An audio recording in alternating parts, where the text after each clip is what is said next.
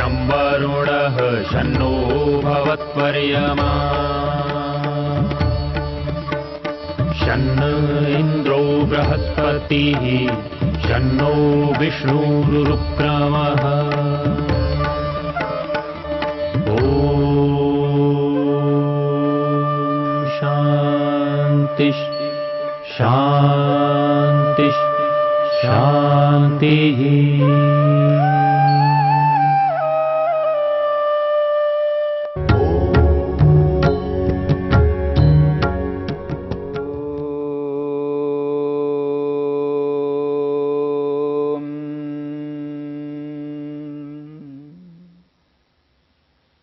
मैत्री भावना को लेकर के हम विचार कर रहे हैं। प्रारंभिक योगाभ्यासी सबको एक समान नहीं देख पाता है। आत्मवत व्यवहार प्राणी मात्र के प्रति नहीं कर पाता है। उसके लिए महर्षि पतंजलि ने ऐसे व्यक्ति के लिए प्राणी मात्र को 4 विभागों में विभक्त किया है, बांट दिया है, 4 वर्गों में रखा है। एक ऐसा वर्ग है जो सुख और सुख के साधनों से संपन्न है। एक ऐसा वर्ग है जो दुख और दुख के साधनों से युक्त है। एक ऐसा वर्ग है जो पुण्यात्मा है, श्रेष्ठ व्यक्ति है। और एक ऐसा वर्ग है जो पापात्मा है, पापी है। 4 प्रकार के वर्गों में प्राणी मात्र को रख दिया और विशेषकर मनुष्य मात्र को इन 4 वर्गों में बांट करके हमें देखना है, समझना है। जो मैत्री की भावना बताई गई है, मित्र की दृष्टि से जो देखना है, जब व्यक्ति मन से मित्र बना लेता है, मन से उन सभी व्यक्तियों को जो सुखी हैं या सुख के साधनों से संपन्न हैं, उन सभी व्यक्तियों को जब मन से उसने मित्र बना लिया है, जब कभी उसकी वाणी निकलती है, बोली जाती है उन सभी लोगों के प्रति, तो उसकी वाणी यानी उसका वाणी का कर्म कभी गलत नहीं होगा। यानी उसकी जो बोली उनके लिए निकलेगी, जो वाणी उसके लिए अभिव्यक्त होगी, वो यथार्थ होगी, न्याय युक्त होगी, सत्य से ओतप्रोत होगी। क्योंकि वाणी जो निकल रही है वो मन पर निर्भर करता है। मन पर निर्भर करता है। यदि मन में हमने उनके प्रति मैत्री की भावना स्थापित की है, उनको मन में मित्र बना लिया है, तो वाणी गलत कभी नहीं निकल सकती।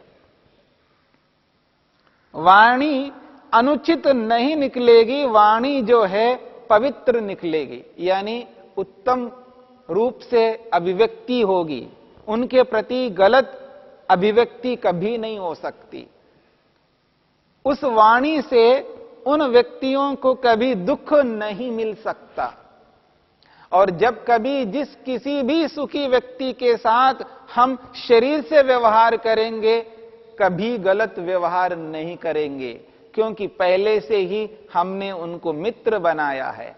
जब शरीर से उनके प्रति व्यवहार होगा तो मित्र के समान व्यवहार होगा। जैसे एक मित्र के साथ व्यवहार हम करते हैं, वैसा ही व्यवहार उस व्यक्ति के लिए होगा। उस व्यक्ति को हम जानते तक नहीं हैं, बस इतना जानते हैं कि यह व्यक्ति सुखी है या सुख के साधनों से संपन्न है। ऐसे व्यक्ति के प्रति शरीर से कभी गलत व्यवहार नहीं करेंगे, वाणी से गलत व्यवहार नहीं करेंगे, कभी नहीं करेंगे, क्योंकि मन में हमेशा उनके प्रति मैत्री का भाव रखते हैं। यह परिणाम निकल के आएगा। कोई व्यक्ति यह ना समझे केवल मन मन में ही मित्र बनाना ये कौन सी बड़ी बात है, इससे क्या फर्क पड़ता है, शरीर से तो नहीं किया, वाणी से तो नहीं किया। हां, नहीं किया, क्योंकि शरीर से सबको मित्र नहीं बना सकते। सबको अर्थात उस पूरे वर्ग को जिसको हम जानते तक नहीं है, दुनिया के जिस किसी भी कोने में वो सुखी व्यक्ति है और सुख के साधनों से संपन्न है, उसको हम नहीं जानते, तो शरीर से उसके साथ मित्रता नहीं बन सकती। मेरी वाणी उस व्यक्ति तक नहीं पहुंच सकती है, नहीं पहुंचेगी। और एक ही माध्यम बचता है, मन। मन के माध्यम से उन सभी व्यक्तियों को मैं मित्र बना लेता हूं, यानी उन सभी व्यक्तियों के प्रति मेरे मन में किसी भी प्रकार का द्वेष कभी उत्पन्न ना हो। यह बहुत बड़ी बात है। यह साधारण बात नहीं है कि उन सभी व्यक्तियों के प्रति मेरे मन में कभी भी द्वेष उत्पन्न नहीं होगा, क्योंकि मैंने उनको मित्र माना। मित्र के प्रति द्वेष नहीं होता है, मित्र के प्रति अपनत्व होता है, मित्र के प्रति स्नेह होता है, मित्र के प्रति कल्याण की भावना होती है। मित्र को उन्नत होना देखना चाहते हैं, उसको उन्नत होता हुआ देखना चाहते हैं। इसलिए उस व्यक्ति के प्रति द्वेष कभी उत्पन्न नहीं हो सकता। जो मन की भावना है उसको हमने यथार्थ बना लिया, मन की भावना को पवित्र बना लिया, मन की भावना को यथार्थ रूप में अंकित कर दिया, निर्णय के रूप में उसको रख दिया मन के अंदर। ऐसा ही है, मैं उनको मित्र ही मानता हूं। जब ये निर्णय हो चुका है, अब उनके प्रति द्वेष उत्पन्न नहीं हो सकता। वो किसी भी देश का हो, वो किसी भी प्रकार का व्यक्ति हो, यदि वो सुखी है और सुख के साधनों से संपन्न है, उस व्यक्ति के प्रति मैं द्वेष की भावना नहीं रखूंगा। इस बात को समझने का प्रयत्न करना है। जब ऐसी भावना मेरे मन के अंदर उत्पन्न होती है, तब मैं द्वेष को पैदा होने नहीं दूंगा, द्वेष को उत्पन्न होने नहीं दूंगा। और वाणी जब निकलेगी उस व्यक्ति के प्रति, तो पवित्र निकलेगी, उचित निकलेगी। यानी मेरी वाणी उचित होगी तो वो उचित कर्म होगा। और शरीर से जब कभी भी किसी के साथ मैं कर्म करूंगा तो वो अनुचित कर्म नहीं होगा, पुण्य कर्म ही होगा। तो शरीर से भी पुण्य होगा, वाणी से भी पुण्य होगा, क्योंकि मन से पुण्य हो चुका है। जब कभी भी मन से जब कर्म करूंगा तो पुण्य ही करूंगा, क्योंकि मैंने मित्र बना लिया। और सदा वैसा ही करता रहूंगा, हमेशा मेरे मन में उनके प्रति मैत्री का भाव रहेगा। उस स्थिति में मन से उस वर्ग के प्रति किसी भी प्रकार का द्वेष उत्पन्न नहीं करूंगा। उसका परिणाम शारीरिक और वाचनिक कर्म पाप के रूप में कभी नहीं होंगे। ये बहुत बड़ी उपलब्धि है। ऐसी उपलब्धि को प्राप्त करने के लिए महर्षि पतंजलि, महर्षि वेदव्यास कहते हैं, मैत्री की भावना रखना है। किनके प्रति? जो सुखी हैं, जो सुखी हैं, अथवा हमें पता नहीं है वो सुखी है अथवा क्या है, लेकिन सुख के साधनों से संपन्न है। जिससे सुख प्राप्त होता हो, ऐसे सुख के साधनों से वो ओतप्रोत हैं, संपन्न हैं।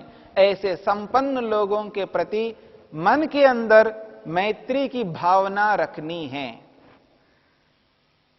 और यह भावना इसलिए रखनी है क्योंकि हम वाणी से और शरीर से शुद्ध कर्म, पवित्र कर्म, पुण्य कर्म कर सके, पाप कर्म हमसे ना हो। और जब व्यक्ति पुण्य कर्म मन से करता है तो उसकी वाणी भी पुण्य से ओतप्रोत होगी और उसका शारीरिक कर्म भी पुण्य से ओतप्रोत होगा। इसलिए इस बात को समझ करके चलना है। ये जो मैत्री का भाव है, ये आसानी से नहीं होता है। ऐसे ही मैत्री का भाव मन में पैदा नहीं हो सकता, क्योंकि उद्देश्य को सामने रखना होगा। मेरी बात को समझने का प्रयत्न करना। जब व्यक्ति अपने उद्देश्य को सामने रखेगा, उस उद्देश्य की पूर्ति मैत्री के बिना नहीं हो सकती है, ये भाव मन में जब आ जाए तो आसान हो जाएगा, सरलता हो जाएगी। सरलता से हम उन सभी लोगों को मित्र बना लेंगे। जब व्यक्ति के सामने उद्देश्य नहीं रहता है, लक्ष्य नहीं रहता है, उसका गंतव्य उसको समझ में नहीं आता है कि मेरा कहां जाना है, मेरे को किस ओर जाना है, मेरा मार्ग क्या है, उसको जब बोध नहीं होता है तब ऐसी स्थिति आती है।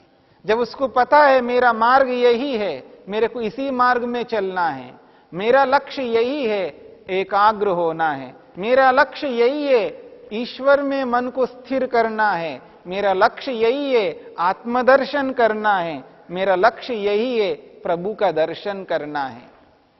जब लक्ष्य सामने रहेगा और लक्ष्य की पूर्ति के लिए जो उपाय है, उस उपाय को अपनाए बिना वो योगाभ्यासी नहीं रह सकता। तब सरल हो जाएगा। सरलता और कठिनता ज्ञान के होने और ना होने के ऊपर निर्भर करता है। ये जो सरल है, जिसको हम सरल कहते हैं, ये ज्ञान के ऊपर निर्भर करता है, क्योंकि हमें पता है, हमें ज्ञान है, हमें जानकारी है कि मेरे को ऐसा करना है, ऐसा करने से अपने लक्ष्य को पूरा कर सकता हूं, ऐसा करने से उद्देश्य की पूर्ति होगी। जब उद्देश्य की पूर्ति इस उपाय को अपनाने पर होगी तो वो निश्चित रूप से सरलता से उस उपाय को अपना करके वो उन सभी लोगों को मित्र बना लेगा मन से। तब कठिनाई नहीं होगी, अन्यथा कठिनाई है। वो कैसे माने? उन सुख से युक्त लोगों को वो कैसे मानेगा मित्र? नहीं मानेगा, उसको तो द्वेष होगा। अच्छा, मेरे पास नहीं है ऐसे साधन, इनके पास है, उसको द्वेष उत्पन्न होता है। क्यों द्वेष उत्पन्न हो रहा है? क्योंकि उसके सामने उसका लक्ष्य नहीं है, उसका उद्देश्य नहीं है, उसका प्रयोजन उसके सामने नहीं है।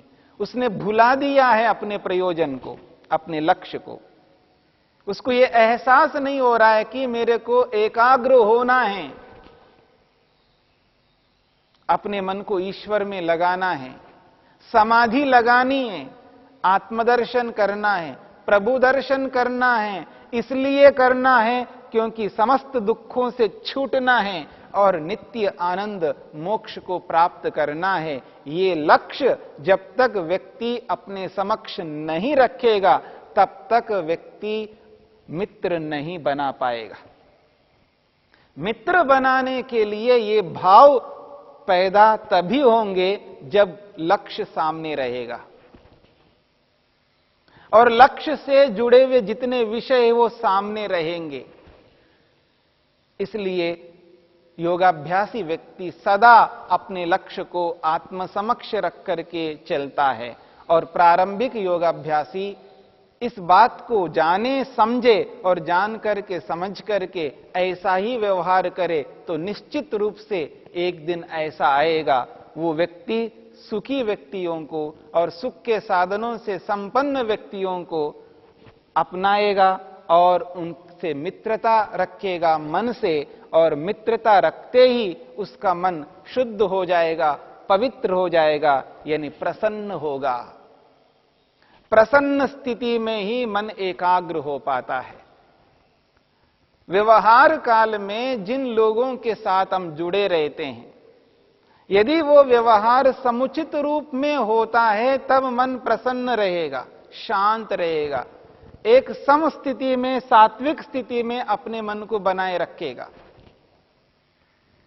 तभी जब उपासना का काल आता है, जब उसको उपासना करनी है, भक्ति करनी है, अपने आप को ईश्वर के साथ आबद्ध करना है, जोड़ना है, ईश्वर के साथ तादात्म्य संबंध से युक्त होना है, ईश्वर को ही माता पिता गुरु आचार्य सब कुछ स्वीकार करना है।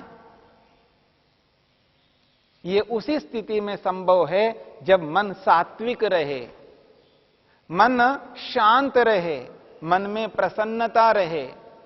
और यह स्थिति आती है व्यवहार से, और व्यवहार को हमने उचित नहीं बनाया तो कभी भी हम अपने मन को ईश्वर में स्थिर नहीं कर पाएंगे, एकाग्रता नहीं मिल पाएगी, क्योंकि प्रसन्न ही नहीं हो सकते, प्रसन्न ही नहीं हो पा रहे हैं। लाख यत्न करें, लाख कोशिशें करें तो भी मन एकाग्र नहीं हो सकता। वो व्यक्ति जितना मेहनत उद्यम पुरुषार्थ उपासना के काल में भक्ति के काल में कर रहा है, उतना पुरुषार्थ वहां पर करने की आवश्यकता नहीं है। यदि वो कर भी लेगा तो भी मन एकाग्र वैसा नहीं हो सकता जैसा होना चाहिए।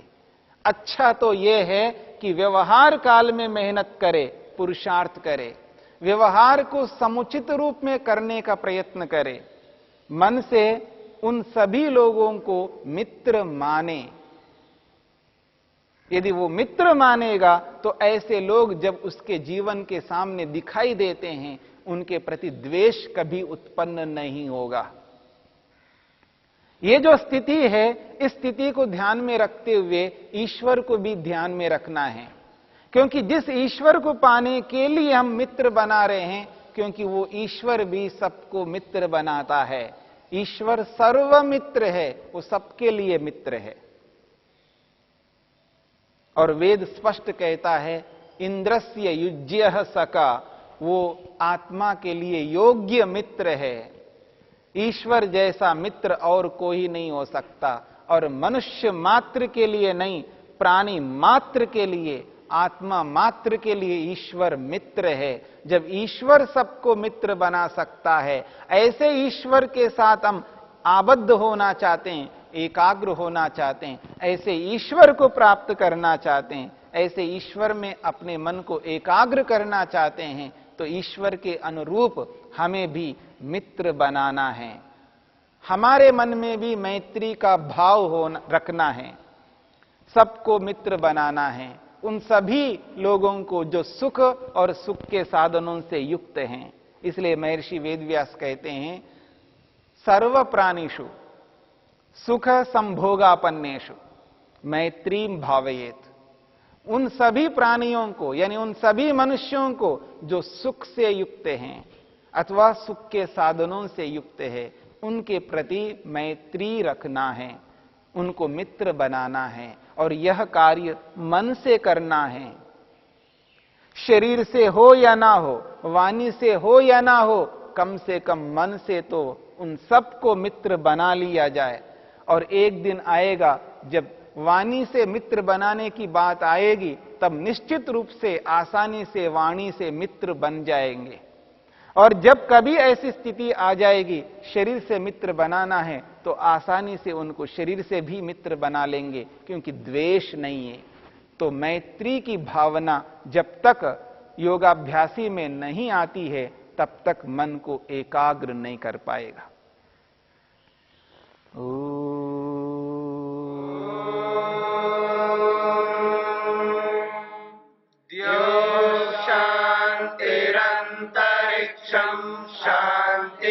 पृथिवी शान्तिरापः शान्तिरोषधयः शान्तिः वनस्पतयः शान्तिर्विश्वे